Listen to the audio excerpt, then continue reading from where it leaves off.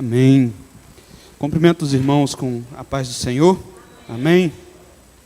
Irmãos, hoje a palavra que o Senhor colocou no meu coração para compartilhar com a igreja é o Salmo de número 139.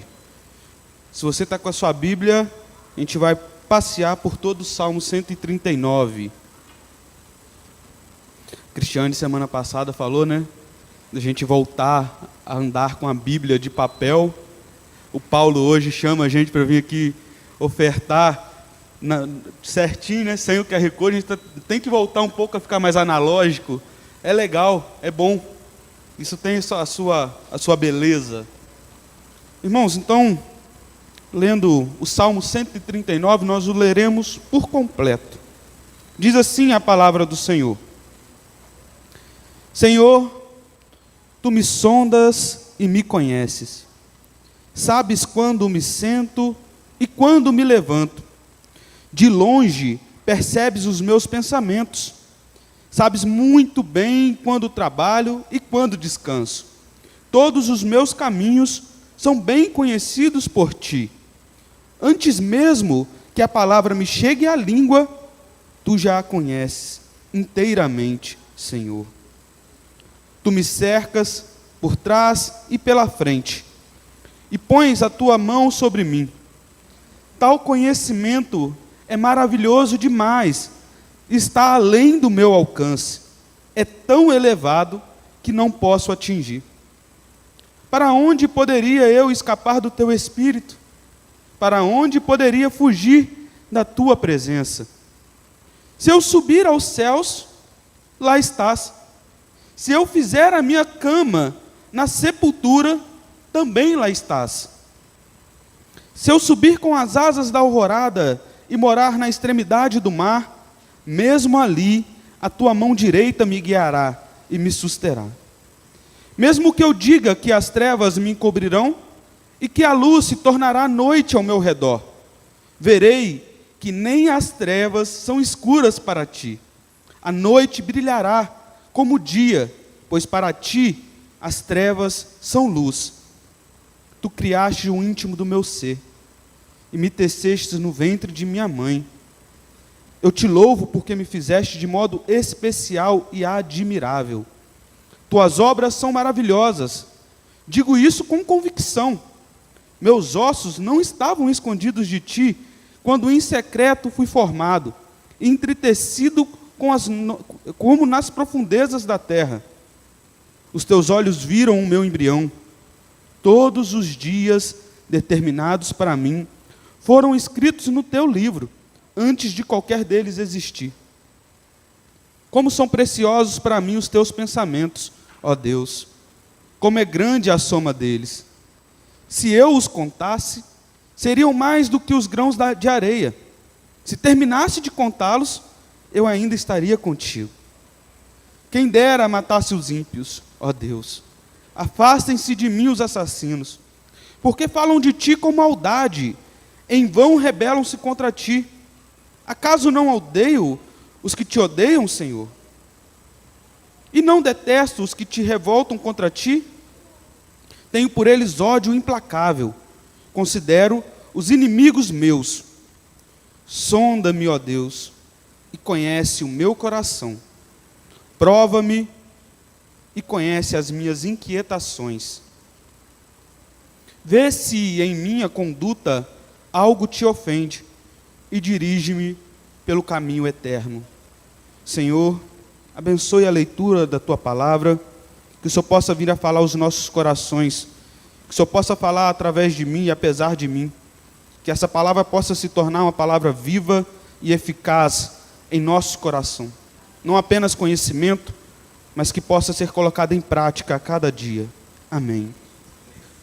Irmãos, hoje a gente vive uma questão de privacidade muito forte. Eu trabalho com coleta de dados, e quando fui contratado, tive que assinar um documento lá, que nenhum dos dados que eu coleto serão divulgados. Lei Geral de Proteção dos Dados. Essa lei é fera. E quando você vai numa farmácia e te pedem lá, digita aqui seu CPF, que o remédio vai de 200 para R$2. Você já digita meio assim, o que esse pessoal está querendo com isso? E ali ela também está sobre a Lei Geral de Proteção dos Dados. Você vai no supermercado, também te pedem o CPF para ter algum desconto, e você fica meio assim com o pé atrás, espera lá, meu dado, eu vou passar assim informação minha para as pessoas. E a gente tem esse cuidado na internet. Se a gente for pensar no celular, é complicado a gente entregar o nosso celular na mão de alguém. Primeiro, por questões bancárias, que hoje está tudo no celular, por questões de privacidade, outros porque querem esconder algo. Olha, já pensou se pega o celular e coloca aqui no telão, né? A imagem que as pessoas têm do julgamento final, passar no telão, vai lá e põe o histórico das suas pesquisas, ou pega lá o seu cartão de crédito e mostra a realidade da sua fatura, onde você comprou algo escondido que ninguém pode saber. Isso feriria a sua privacidade. Ou se não, no Instagram, né? Abrir o Instagram e ver lá se a sua vida condiz com aquilo que você tem postado. Muitas pessoas assumem um personagem na internet e na vida real são outra coisa completamente diferente. Elas alimentam aquele alter ego e ali se cria um personagem que não condiz com a realidade. E isso antes era comum entre os famosos, né? Hoje em dia, pessoas comuns que não são, digamos que, famosos, têm alimentado um personagem em suas redes sociais. Ou, quem sabe, na própria igreja. A gente acaba tendo a roupa de domingo, né? A roupa de ver Deus. Coloca lá a roupa bonita, vai para a igreja, e ali eu sou um crente. Bota a capa de crente dentro da igreja, naquele período do domingo à noite ou na terça. Você é uma excelente pessoa. Mas, às vezes, lá no seu trabalho, as pessoas sequer sabem que você é evangélico. Você nunca se ofereceu para ajudar alguém, para orar por alguém no momento difícil. Ou quando alguém te pergunta, e aí, está tudo bem? Você responde logo, tá sim, tá sim. Porque quem pergunta não quer saber, quem responde não quer falar, e a gente segue. Uma conversa que às vezes você pergunta, está tudo bem? Eu falo, rapaz, não está.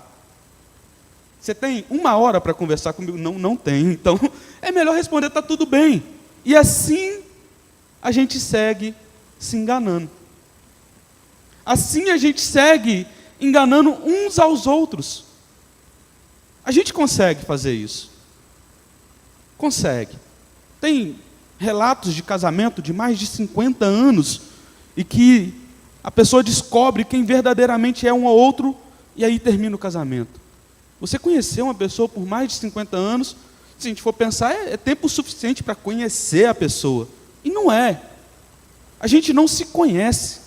A gente se engana e engana aos outros. Mas nós não conseguimos enganar a Deus. Nós não conseguimos enganar o Senhor.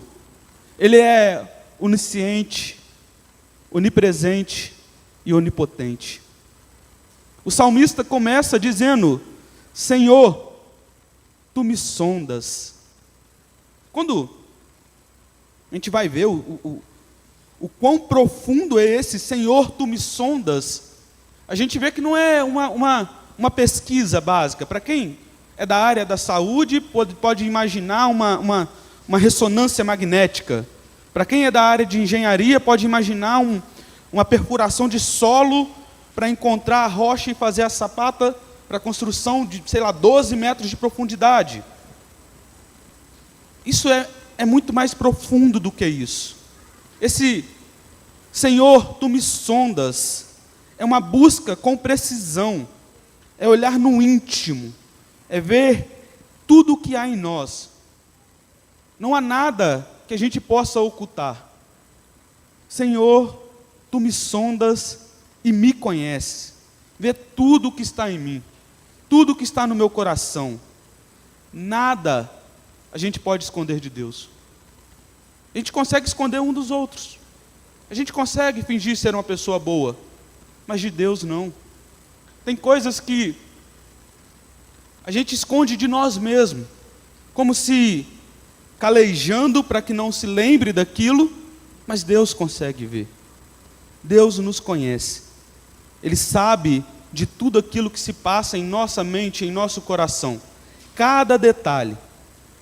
Isso pode ser bom, pode não ser.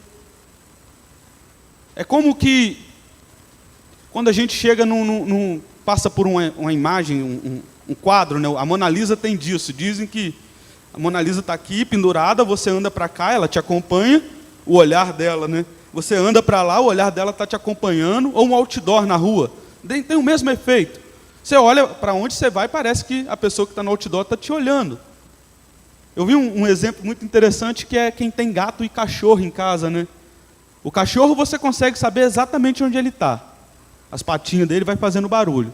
O gato, você está no quarto, ele está com você. Você chega na cozinha, ele já está lá te esperando, você nem viu. Então ele está te observando o tempo todo. Isso pode ser assustador. Imagina, ter alguém ali te olhando o tempo todo. Caramba, você chega no lugar, tem aquele monte de câmera. Caramba, é um Big Brother, o que é isso? E Davi, quando ele vai falando a respeito dessa onisciência de Deus, de saber tudo, sabe quando ele está trabalhando, quando ele está descansando. Sabe quando, aqui se fosse atualizar, né, quando está morcegando. Você está fingindo que está trabalhando, mas você já está descansando. Deus está vendo. Você pode estar enganando o seu patrão, mas a Deus não. Ele sabe, antes mesmo que a palavra chegue à boca, Ele já a conhece. Olha, no trânsito, quando você toma uma fechada, Deus já sabe o que você queria falar. Não adianta morder a mão. Deus nos conhece. Ele nos sonda. Então, quando a gente chega no versículo 7, a gente vê a onipresença de Deus. No versículo 6, antes, né, já fala que esse conhecimento é maravilhoso demais para mim. Em algumas versões vai estar assim: tal ciência é maravilhosa demais para mim. A gente não consegue entender essa questão de Deus estar conosco o tempo todo. É difícil. É complicado para a nossa mente humana entender isso. Que quando você está sozinho, não tem ninguém te vendo, você pode fazer o que você quiser, mas Deus está vendo. Ele está te vendo. Por Deus não ser matéria, a nossa mente não consegue assimilar isso com facilidade. Algumas pessoas, algumas religiões, o judeu, ele coloca o kippá, que representa a presença de Deus. Então, enquanto ele está com o kippá, Deus está aqui. O Papa, os arcebispos, eles usam o solidel, que é a mesma ideia do kippá. Está ali, então a presença de Deus está comigo. Nós não temos essas questões físicas para nos apegar a Deus, de falar assim, Deus está aqui. É a nossa mente que tem que nos lembrar, o nosso coração que tem que ter a consciência de que o Espírito Santo de Deus está a todo momento conosco. Então, isso pode fazer com que a gente se assuste. E o salmista aparentemente se assustou, porque ele diz: para onde eu consigo escapar do teu Espírito? Para onde me ausentarei do teu Espírito? Como que eu vou conseguir fugir da tua presença? Tal qual Jonas tentou fugir da presença de Deus, e muitos outros tentam até os dias de hoje. Ele diz que se ele for para o céu, Deus está lá. Se ele fizer a cama dele no mais profundo abismo, ou no Sheol, com algumas versões vai estar, Deus está lá. Se a gente for pensar, né, eu posso ir lá no topo do Everest, que Deus está lá. Eu posso ir lá no final das Fossas Marianas, que Deus está lá. Não tem local que a gente tente se esconder que Deus não esteja lá. Isso pode ser assustador, e isso também pode ser confortante. São duas versões de uma mesma história. Um presidiário, ele vai achar desconfortante, vai achar estranho, porque tem alguém olhando ele o tempo todo. Isso é ruim para ele. Ainda mais se ele estiver tramando um plano de fuga. Isso é péssimo para ele, péssimo. Agora, uma criança, num parque de diversões, num parquinho, lá no playground, ela olha, a hora que ela olha, a mãe ou o pai está olhando para ela. Isso é confortante. Isso traz segurança. Ela vai poder ir no brinquedo mais perigoso, porque sabe que o pai vai correr e vai pegar. Isso é confortante. Então, a mesma situação, nós temos que olhar com a perspectiva. Isso nos traz medo ou nos traz conforto? Saber que Deus é onipresente. Saber que aonde estivermos, Ele estará. Não adianta a gente tentar fugir dele. Não adianta tentar escapar. Ele estará conosco o tempo todo. O versículo 12 traz para nós algo interessante. Ele diz, vamos começar no 11, que dá o contexto. Mesmo que eu diga que as trevas me encobrirão e que a luz se tornará noite ao meu redor, verei que nem as trevas são escuras para ti. A noite brilhará como o dia, pois para ti as trevas são luz. A escuridão não faz escuridão para Deus, ela é luz. E isso nos faz pensar que, seja qual for a escuridão que estejamos passando, uma escuridão moral, uma escuridão da decepção, a escuridão da culpa, do abandono, a escuridão de uma doença, seja qual for a escuridão que você esteja passando, qual for o problema, lembre-se, para Deus não existe escuridão. A luz de Deus brilhará, em qualquer que seja o cenário. Saiba que Deus vai estar lá. E isso, quando a gente pensa em contextos de pessoas que oram para aqueles que estão desviados, pessoas que oram para aqueles que ainda não conhecem a Cristo. Nesse contexto a gente pode pensar assim, olha, não tem mais jeito. Ele foi longe demais. Ele está num beco tão escuro, num caminho tão perverso, que não tem como ele retornar. Não existe escuridão tão escura e tão densa que a luz de Deus não brilhe. Não existe beco tão longe e tão estreito que a mão de Deus não chegue lá.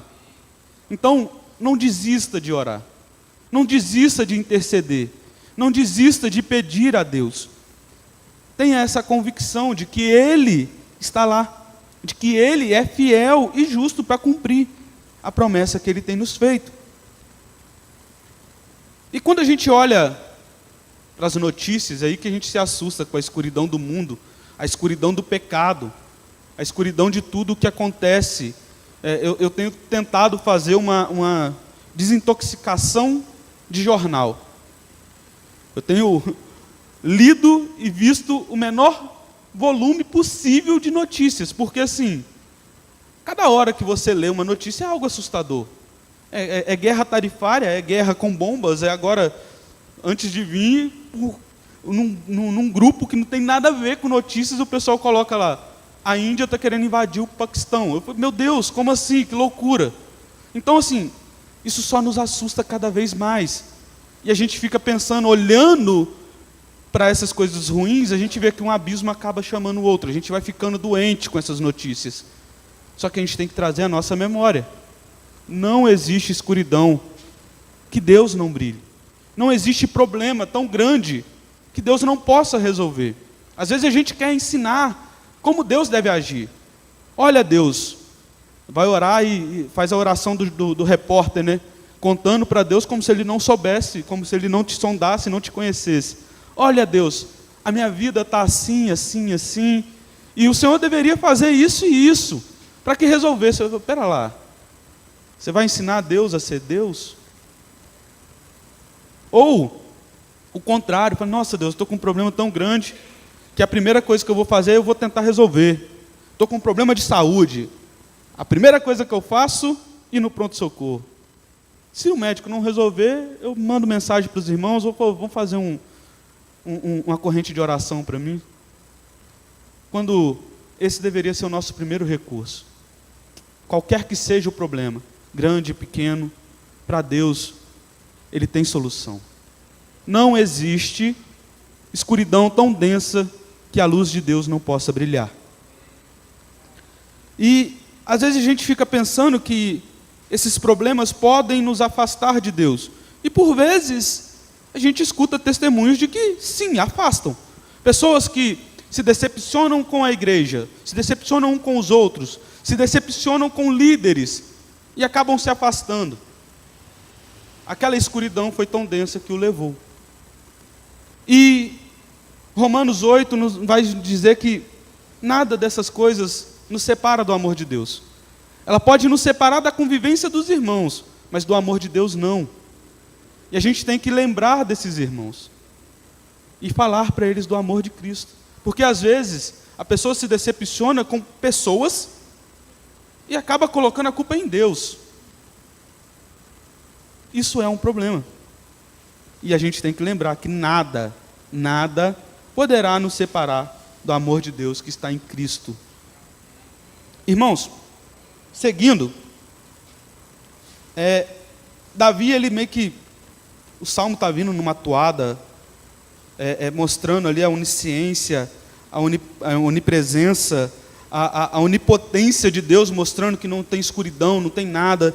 E aí ele completa isso com, quando ele vai falar de algo maravilhoso que Deus fez, ele fala que foi nós, dentro do ventre de nossa mão, de nossas mães, que o Senhor nos fez ali, como se fosse um tricô, né?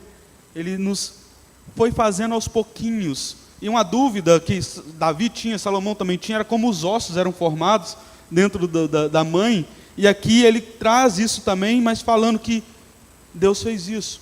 Então ele vai falando da onipotência de Deus, e do nada ele começa com a conversa de que para matar os ímpios, que ele odeia os assassinos, que eles se rebelam contra Deus e por isso ele também os odeia, e Deus também deveria os odiar e acabar com eles. A impressão que dá é que, como ele começa a falar, ele percebe que ele está falando dele mesmo. Sabe quando você vai falar de alguém assim, vai falar alguma coisa, você fala assim, pera lá, eu sou assim, eu já fiz isso. Isso acontece muito com pais, né? Quando vai brigar com a criança, aí meio que para assim, pera lá, eu fazia isso. Eu estou falando de mim mesmo, eu que ensinei essa criança a fazer isso. E Davi, ele parece que tem um choque de realidade e ele volta, como se voltasse lá no versículo 1. Só que no versículo 23, sonda-me, ó Deus, e conhece o meu coração. Lá, ele meio que está falando, Senhor, tu me sondas, como se fosse uma ação de Deus para com ele. Aqui, é ele pedindo para Deus, Senhor, sonda-me, ó Deus, venha ver o meu coração, olhe para mim, veja se há algo de mal em mim, veja se existe alguma ilusão no meu coração, veja se existe algum auto-engano em mim, veja se há falsas esperanças, sentimentos e desejos impróprios. Analise o meu coração, faça uma sondagem profunda e veja se eu tenho colocado a minha esperança em pessoas.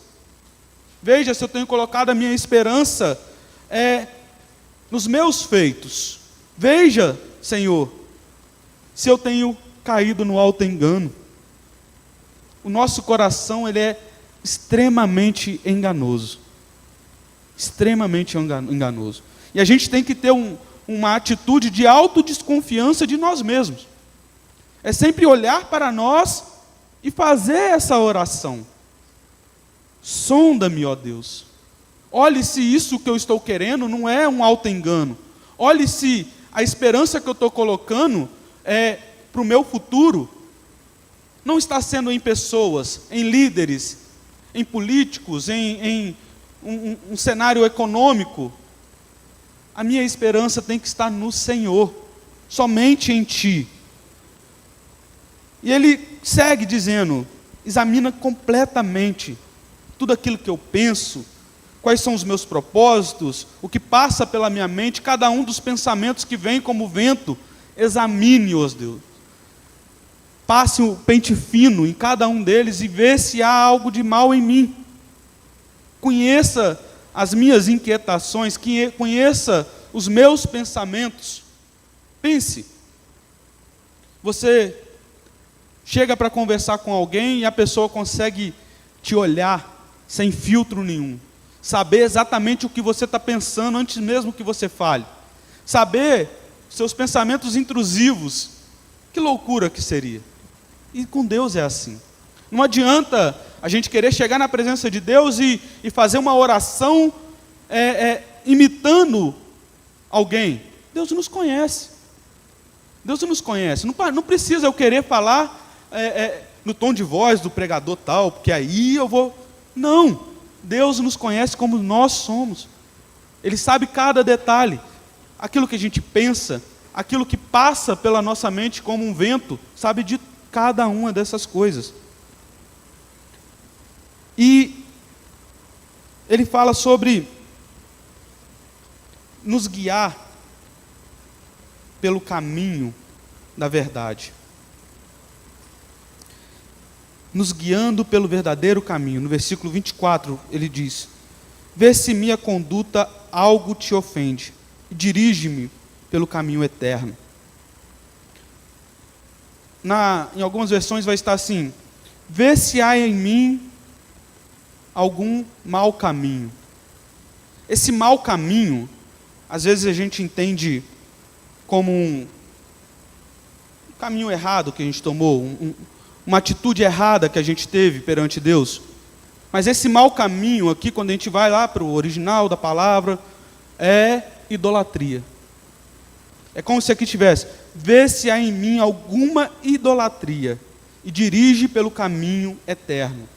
Esse seria o mais correto de estar aqui posto. O caminho da falsidade ou o caminho do ídolo é o caminho que o nosso coração tende a fazer naturalmente. E a nossa oração tem que ser essa, para que Deus examine e veja se há algo no nosso coração que esteja criando uma idolatria. Seja idolatria ao trabalho, seja idolatria a líderes, seja idolatria aos filhos, seja idolatria à esposa. O nosso coração é uma fábrica de ídolos. A gente é muito rápido em criar um novo ídolo. Muito rápido. Hoje o seu ídolo pode ser o seu celular. Amanhã o seu ídolo pode ser o time de futebol. O ídolo é tudo aquilo que toma o lugar de Deus. É tudo aquilo que você faz como o seu Deus. Inclusive, a gente pode cair numa loucura muito grande, que é tornar Deus o nosso ídolo. Que loucura. Tem um livro do um teólogo Alexandre Melhoranza. O livro se chama Deus Não É o Seu Ídolo.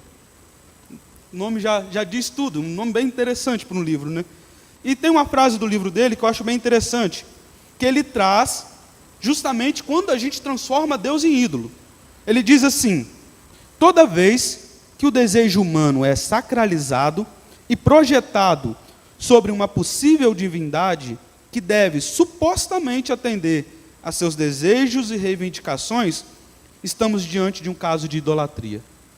Se você acha que pode colocar Deus contra a parede e falar: Deus, você vai fazer isso, isso é idolatria.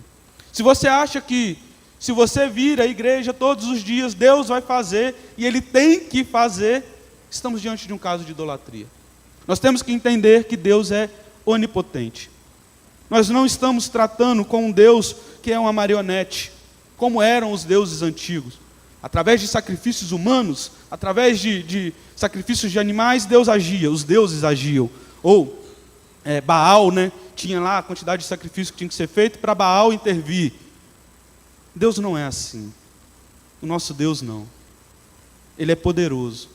Ele cumpre as suas promessas, porque Ele é fiel, mas não é manipulável. Nós temos que entender e pedir a Deus que Ele sonde o nosso coração para que ele não caia na idolatria, para que a gente não se desvie desse caminho que nos levará até a eternidade. o caminho que conduz à vida eterna, é um caminho que nós devemos trilhar para sempre. E nós devemos pedir a Deus que qualquer coisa que nos tire desse caminho, que Ele possa ser detido, que Ele possa segurar os nossos pés, para que a gente não entre por esses caminhos. C.S. Lewis tem uma frase que ele diz que o que não serve para a eternidade é eternamente inútil. O caminho que não nos leva para a eternidade é um caminho inútil.